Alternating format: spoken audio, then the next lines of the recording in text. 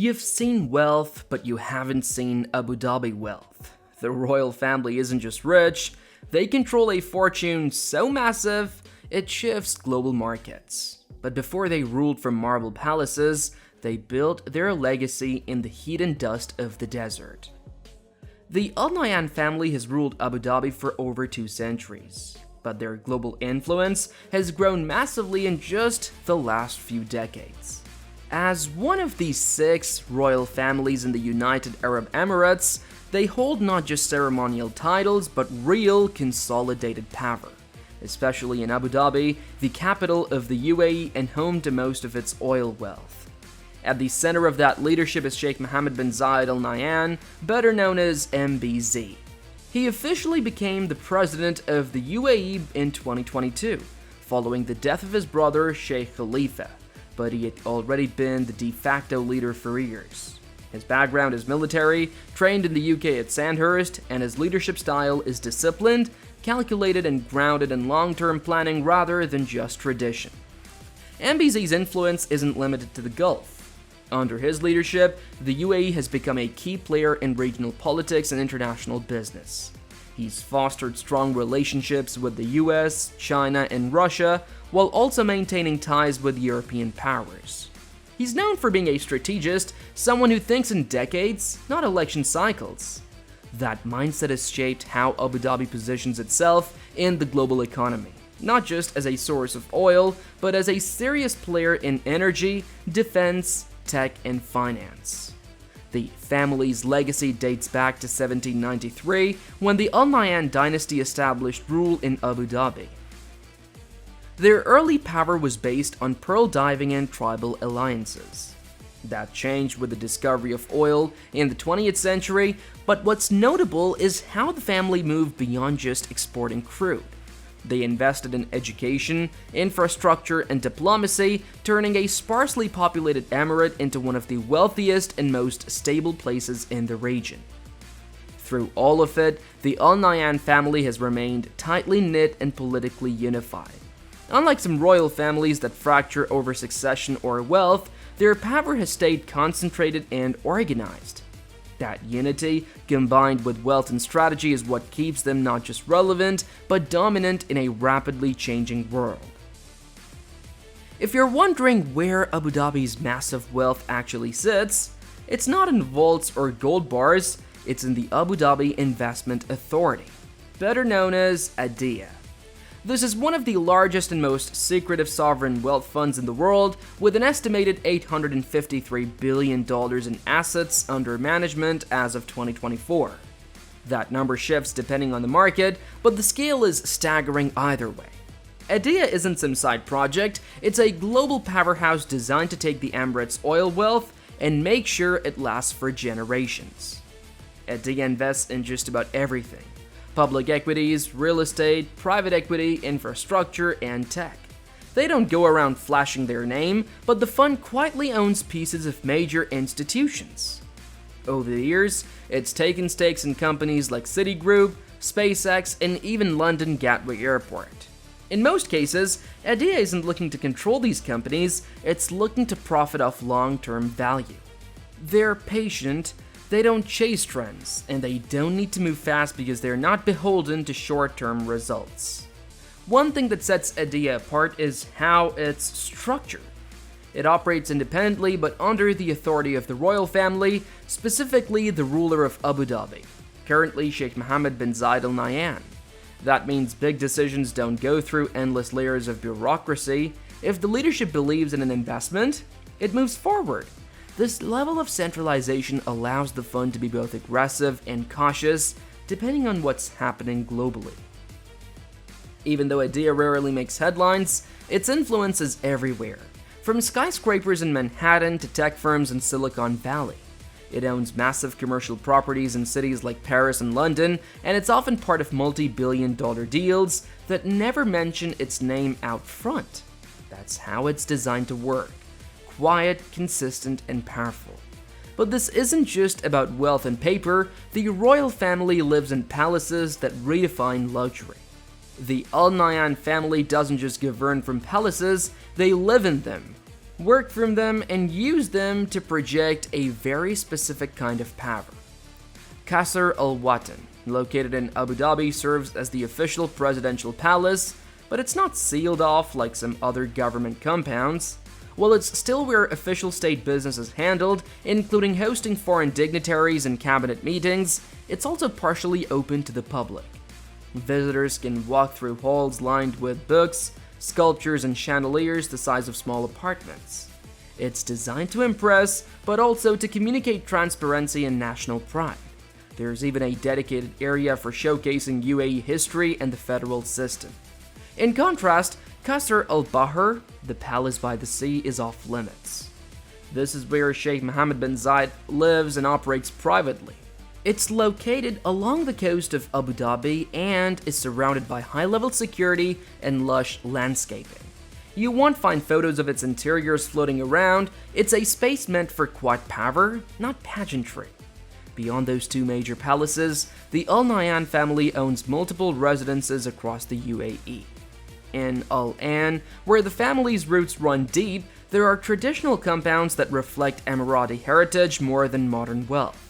But in Abu Dhabi city and on several private islands off the coast, there are newer compounds, some of them sprawling enough to house entire branches of the family. These are rarely talked about, but locals and insiders know where they are and who stays there. Outside the country, the family also keeps a global footprint. Properties in London's most exclusive neighborhoods, villas along Lake Geneva, and summer residences on the French Riviera are all part of the extended network. These homes aren't just showpieces for Instagram, they're used for business, diplomacy, and private retreats. Whether they are in the UAE or abroad, each residence is treated like less of a luxury item and more like part of a system that supports how the family operates. Quietly, strategically, and always with access to the right people in the right places.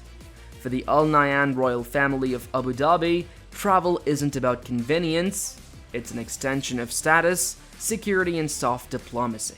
They don't fly commercial, and they certainly don't pack light. Their fleet includes fully customized aircraft like Boeing 747s and Airbus A320s, each outfitted to rival five-star hotels. These planes aren't just for comfort, they're flying offices, meeting rooms, and sometimes even living quarters when travel stretches across continents. The interiors are often tailored down to the smallest detail, plush leather seating, gold accents, and enough space to host in-flight meetings with heads of state or major investors. Unlike most political leaders who rely on a single official jet, Abu Dhabi's royal family has access to a rotating fleet managed by royal and military aviation services. That means different members of the family can travel simultaneously for official visits, private business, or personal holidays without waiting in line for the plane. If Crown Prince Sheikh Khalid bin Mohammed is visiting an energy conference in Europe and Sheikh Mansour is attending a football summit in the UK, both can depart on separate jets, coordinated like clockwork. Then there's the water. The family's collection of super yachts isn't for show, they serve many of the same purposes as the jets: privacy, luxury, and mobility. The most famous of them is Azam, a yacht that stretches 180 meters long and once held the title of the world's largest private yacht. It was built by Lürssen Yachts in Germany and reportedly cost over $600 million. It's so large, it could easily be mistaken for a cruise ship with an onboard missile defense system rumored, though never confirmed due to the family's security standards. These yachts are often spotted in the Mediterranean during summer or docked discreetly in Abu Dhabi's private marinas. Unlike celebrities who flaunt their toys on Instagram, the Al Nahyan family's travels usually go undocumented, except for the occasional photo from a diplomatic meeting or satellite image that yacht enthusiasts post online. Travel for this family isn't just about luxury, it's part of how they operate, moving efficiently across borders to manage business, meet with foreign leaders, or simply escape the public eye. But the family's influence isn't limited to boardrooms or palaces, it's written into the global sports scene. When the Al Nahyan family invests in sports, it's never just about trophies. It's about reach, reputation, and rewriting the global perception of the UAE. The clearest example of that strategy is City Football Group, the multi-club organization chaired by Sheikh Mansour bin Zayed Al Nahyan, half-brother of Sheikh Mohammed bin Zayed. Through this group, the family owns Manchester City FC, one of the most dominant teams in European football, along with New York City FC, Melbourne City FC, and several others across continents. Manchester City wasn't a powerhouse when they bought in. The club had history, but lacked consistent results. That changed after Sheikh Mansour acquired it in 2008. The team received world-class facilities, including the City Football Academy Training Center, and drew top-tier players and managers like Pep Guardiola. It wasn't just about buying talent, it was about building infrastructure. They overhauled scouting networks, invested in analytics, and established a pipeline of young players across the group's global clubs. The result? City became one of the most consistently competitive teams in the world, with Premier League titles to show for it. The Al Nahyan family's sports influence doesn't stop at football. They are also key players in horse racing. Through Darley Stud and Godolphin Racing, Sheikh Mohammed bin Rashid Al Maktoum, ruler of Dubai and a close political ally, has built a global thoroughbred operation. And the Al Nahyan family operates in similar elite racing circles. Godolphin horses have won events from the Kentucky Derby to Royal Ascot, and the family's presence at top tracks is both financial and cultural. These sports ventures aren't separate side projects, they are woven into the UAE's larger image-building strategy. Stadium deals, global sponsorships, and championship wins all funnel back into the idea that the UAE is modern, competitive, and globally engaged. The influence stretches beyond fans and leagues, it moves markets, shifts headlines and positions the UAE not just as an oil-rich Gulf state, but as a player in the soft power game, using sports to build bridges, win loyalty, and leave a legacy far beyond the pitch or racetrack. Abu Dhabi's royal family doesn't just build wealth, they shape how the world sees their nation. Culture, for them, is strategy. One of their most high-profile projects is the Louvre Abu Dhabi, an architectural landmark in Saadiyat Island. It isn't just a museum with borrowed art, it's the result of a 30-year agreement with the French government. France licenses the Louvre name, shares artwork, and provides curatorial support, while Abu Dhabi covers the cost and builds the platform. Designed by Jean Nouvel, the building itself is a work of art, with a massive dome that filters sunlight like a desert palm. This partnership was never just about putting paintings on walls, it was a message. Abu Dhabi wants to be taken seriously on the global cultural stage. And it worked. Since opening in 2017, but their investment in culture isn't limited to museums. The family backs annual events like Abu Dhabi Art, where collectors and artists from all over the world meet under a curated umbrella that mixes Middle Eastern and global voices. They've also put serious money into architecture, from the Zayed National Museum, which is still under development, to university campuses designed by top firms. Culture also shows up in the way they handle sports and entertainment. The Formula 1 Abu Dhabi Grand Prix, held at Yas Marina Circuit, isn't just a race, it's a multi-day event backed by state funds, packed with concerts, business networking, and international show-up. It's a soft power play wrapped in speed and spectacle, press coverage, and Beyoncé and Kendrick Lamar have performed there, heads of state. They also promote Arabic language preservation, Islamic scholarship, and interfaith dialogue through institutions like the Mohammed bin Zayed University for Humanities and global partnerships with the Vatican and the Abrahamic Family House. These efforts are about influence, not just identity, positioning Abu Dhabi as a forward-facing capital with roots and tradition. But still, with this scale of power, criticism and controversy are never far behind. For all the wealth and global presence the Al Nahyan family commands, criticism has followed them closely, especially when it comes to rights and freedoms inside the UAE. Human Rights Watch and Amnesty International have repeatedly flagged the country for its limited tolerance of dissent, pointing to vague cybercrime laws that can turn a tweet or a blog post into a criminal offense. In the UAE, political opposition is almost non-existent in public life, and activism is often met with arrest or surveillance. That reality sits in sharp contrast to the polished image promoted abroad. The scrutiny doesn't stop at censorship, there are also questions around the UAE's use of surveillance technology. Reports have linked Emirati authorities to programs like Pegasus, software capable of infiltrating smartphones remotely. Though governments rarely confirm such tools, the UAE has been named in investigations related to monitoring both internal critics and foreign targets.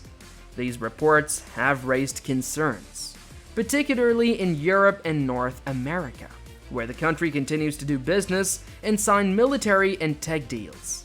Labor rights are another flashpoint. Much of the UAE's infrastructure, from skyscrapers in Abu Dhabi to luxury resorts, has been built by migrant workers, many from South Asia.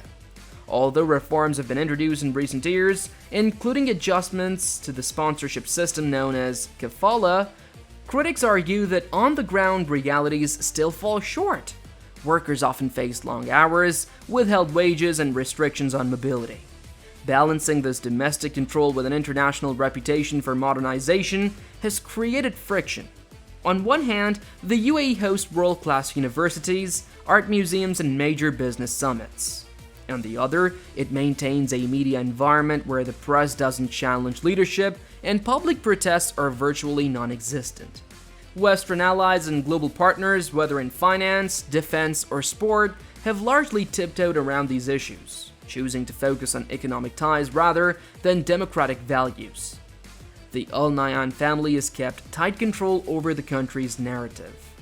Criticism rarely gets traction inside the UAE, and the government's media messaging rarely breaks from the script, but outside, the contrast is harder to ignore.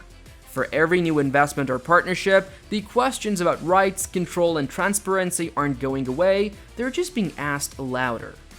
The future of Abu Dhabi's leadership is already in motion, and it's being shaped by a generation that was raised with global exposure and elite education. Crown Prince Sheikh Khalid bin Mohammed bin Zayed Al Nahyan, the son of President Sheikh Mohammed bin Zayed, is increasingly seen as the man being positioned to carry forward the family's legacy. At just over 40, he's already held key roles in national security and investment, and now serves as the Crown Prince of Abu Dhabi. A role that signals more than just a title. It's a clear handoff in progress. Sheikh Khalid, like several of his cousins and siblings, was educated abroad. Many members of the Al Nahyan family have attended prestigious institutions like Sandhurst. This background gives them not only credibility with international partners, but also a broader worldview that's being reflected in how the country is being steered.